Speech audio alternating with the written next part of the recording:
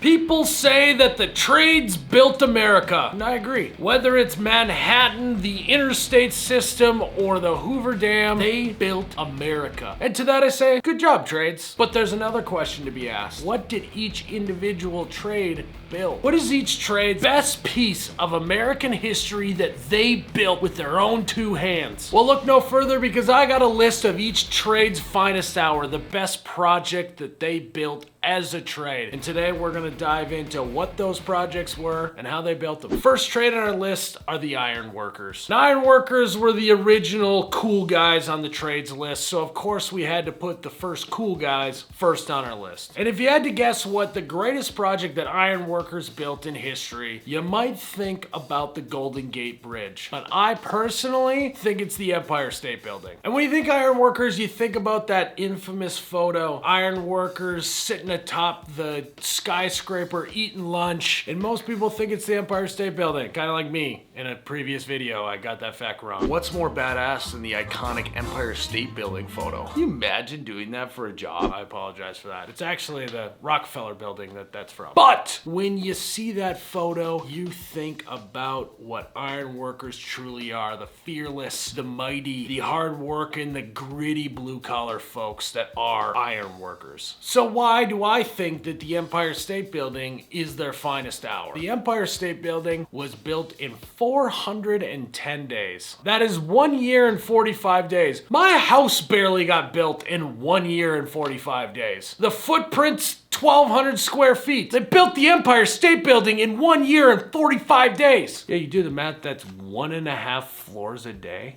Holy shit. We could not do that today, I don't think. What's even crazier is this was built in the middle of the Great Depression. One little fun fact about the antenna on top of the Empire State Building is they actually put it on there to attach Zeppelins to it just because they could. And they only tried it once and they're like, wow, we don't need to be doing this. This is dumb. The Empire State Building cost $650 million in today's money. In comparison, the Chicago Fire, the football team, they built the stadium for about $650 million. It's just an average stadium. It's kind of wild that we were able to build something that large, that iconic in that short amount of time when we're just like putting up generic football stadiums now. What makes this so impressive to me, one, how fast they built this thing, and two, how much they actually had to build. They used 60,000 tons of steel on the Empire State Building, all while doing it in 1930. That to me is the epitome of a trade's finest hour. The next trade on the list is the old concrete workers. Now with concrete workers, there's a lot of things to pick from. Quite literally, Manhattan is known as the concrete jungle where dreams are made of. My dreams weren't necessarily made there, but if I grew up there, my dreams would have been made in that concrete jungle that concrete workers built. But that's not what I'm gonna talk about today. What I'm gonna talk about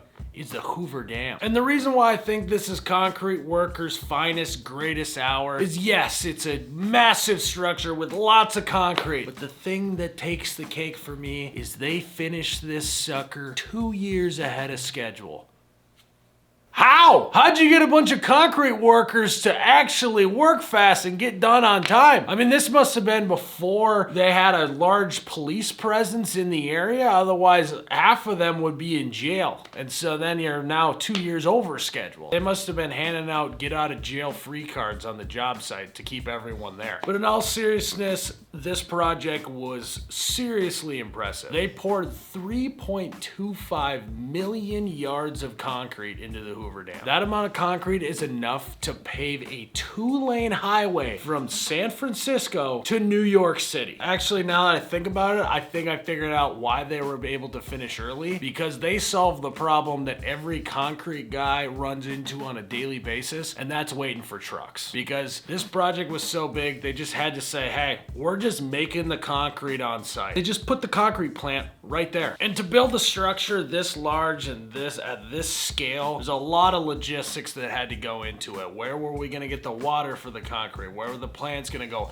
How are we gonna pour this much concrete? What I think is cool is they developed a somewhat of a crane slash dolly system where the concrete came from up top and they had a bucket that would hold 20 tons of concrete. They would lower it down to wherever the forms were and just dump the concrete concrete like you were taking buckets of water and trying to get it out of your boat. And then after that, they would just do one block at a time. They'd pour concrete here, then next to it, next to it, next to it, and just kept building on top of it until you see the Hoover Dam today. And today there are 1.3 million people in Nevada, Arizona, and California that can thank all of those concrete workers back in the day for their power. That's how many people get electricity from the Hoover Dam today. Nice job, concrete workers. After this thing was built, they all were arrested for possession of drugs. Next on our list are the equipment operators. And I know equipment operators get a bad rap because they love to take naps and sit in the AC in their cab. They like to scroll on Facebook, all sorts of stuff. But these guys can also get some earth moved. And if we're talking moving dirt, the equipment operator's finest hour has to be the largest moving dirt project we've ever done in the United States, and that's the interstate system. Guys, we're not talking about a cute little backyard sandbox project. We're talking about moving 42 billion cubic yards of earth for the interstate system. They quite literally were moving mountains in this project. They cleared the way for 48,000 miles of road for the U.S. to travel good, for the military to be able to move stuff back and forth in case of an invasion. It's mind-boggling how much dirt they actually moved. The interstate system took about 40 years to build. I know what you're thinking. Wow, it took 40 years because they were taking so many naps. They might have been taking some naps. Maybe they could have done it in 35.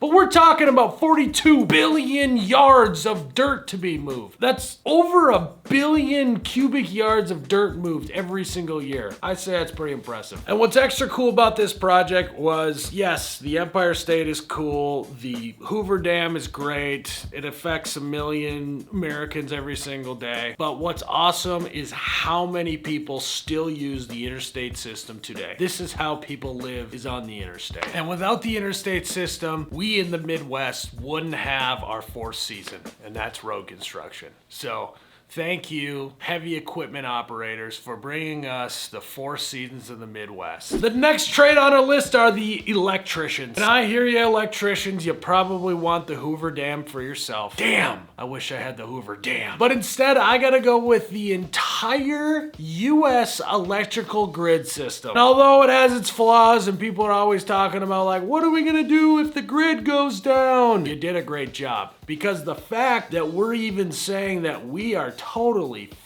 if the grid goes down means you built something that matters. We had this thing called the Rural Electrification Administration. Their whole goal was to bring electricity to every American. One of the challenges with the grid is you have all these rural areas across the U.S. because the U.S. is big. I don't know if you knew that. Each rural area had their own way of getting energy to their community, and what the electricians did is they standardized the whole process to be able to bring electricity on a very grand scale to everyone that needed it. We gotta start naming more things electrification, you know?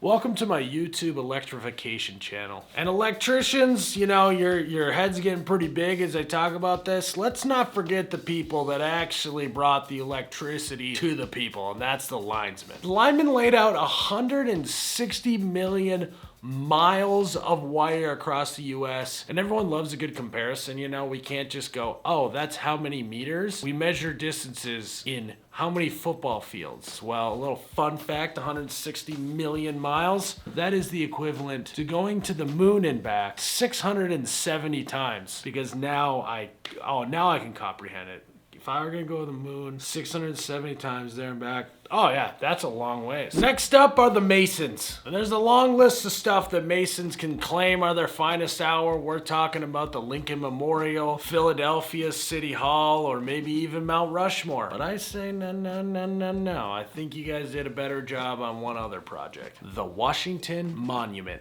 Stay with me, all right? I'm gonna explain it. I know you're thinking, wow, Mount Rushmore seems harder. Let me explain it. On the Washington Monument, they used over 36,000 stone blocks. Some of them them weighing over 3 tons, and not to mention the fact that they had to hoist these things up hundreds of feet in the air. And to me, what makes the Washington Monument more interesting than other things that I named is this thing is completely made up of only stone. 555 feet tall of just rock hard stone. And yes, technically the Washington Monument is Washington DC's boner, but honestly pretty cool to have a boner.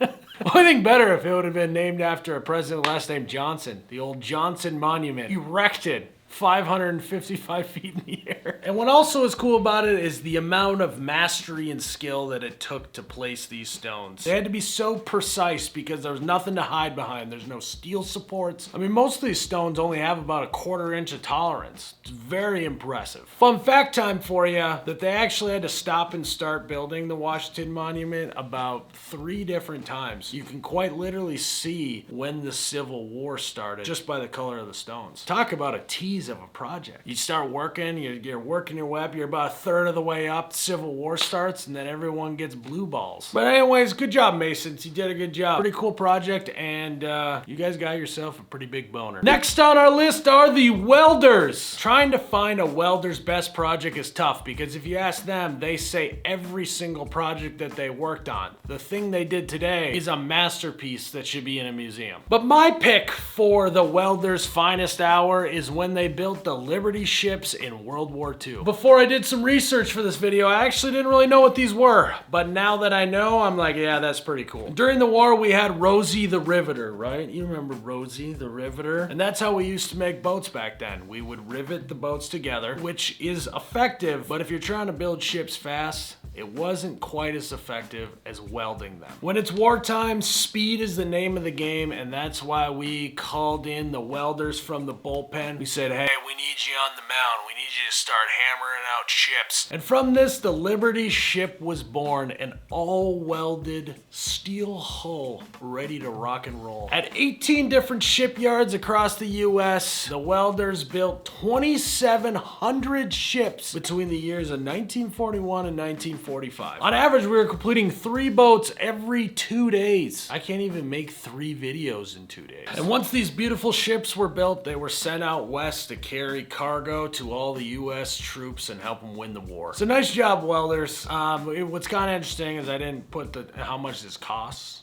You know, if I did the math on how much we're paying today's welders, I'm thinking that 2,700 ships divided by this, carry the one, probably like a $400 billion project. Yeah, 399 billion is all labor costs. Next on our list is Carpenters. And the Carpenters' finest moment is when Jesus, the Son of God, was a carpenter. Next on our list are drywallers. Drywall is kind of interesting because it is, in the grand scheme of things, a pretty recent invention. It's only been around since the 1950s. And for that reason, it kind of whittles down what different projects were their finest hour. And in my opinion, the finest hour in drywallers' history has got to be the World Trade Centers. And it's actually kind of fitting that I'm doing this video right now, is because I actually just got back from a trip from New York City where I went to the 9/11 Memorial. And honestly, if you've never been to the 9/11 Memorial, if you're in New York City, that has to be the #1 thing you go to, because it is an unbelievable experience. And just being there and seeing all of the stuff that happened that day and paying your respects is actually really cool. So that's just a little side note. Back to drywallers. Drywallers did 10 million square feet of drywall in the World Trade Centers. And what's kind of funny is they were a little bit learning as they went. They really hadn't done metal studs before, so it was kind of an on-the-job training. Can you imagine walking up to a project, be like, all right, we got to do 10 million square feet of drywall. How are we going to do it? And they're like, we kind of know, but we kind of don't. So we'll just figure it out once we get in there. 10 million square feet? Think how many floors were at the World Trade Centers? Like, we're talking, that's a lot of Gatorade piss jugs laying around. Was Gatorade invented yet? Was Gatorade invented? I 100% guarantee drywallers were pissing in Gatorade bottles when they were building the World Trade Centers. Guaranteed. Next on our list, we got machinists. Machinists are tough because it's hard to talk about machinists because their language is completely different than mine. Their brains work at a different level and wavelength than mine. And my pick for the greatest project for machinists has got to be the rocket that sent us to the moon. The Saturn V rocket. Now, I know there's a bunch of people who are going to be like, we didn't land on the moon. Does the Saturn V rocket even exist? Let's just assume it does. give me a break for like 2 minutes. Play a fun game. We landed on the moon. All right. I'm about to start talking about Machinists stuff, so stay with me. Stay locked in. Don't let your eyes glaze over. I'm gonna throw a lot of jargon at you. We'll get through this together, okay? Here we go. Each rocket consists of over 3 million parts, and every part has a tolerance of less than a human hair. Metal obviously shrinks and expands when it gets hot and cold, and so the fuel tanks needed to have tolerance for temps as low as negative 423 degrees Fahrenheit. And then not to mention that other parts of the engine had to literally be exposed to rocket fuel and not melt. And if you're a machinist, you probably think it's cool that they took a 40-ton block of aluminum and machined it down so that it could be one piece and removed about 90+% of that aluminum block just to make one part on the rocket. And they did this all entirely before CNC machines. But yeah, nice job. Got us to the moon and back, baby. Beat the Russians. Suck that. Suck my Washington Monument, Russia. Next up is the HVAC guys. And you know what? HVAC guys are always wanting to be included in this. And honestly, it's hard to find a specific greatest moment for them. But you know what? Fuck it.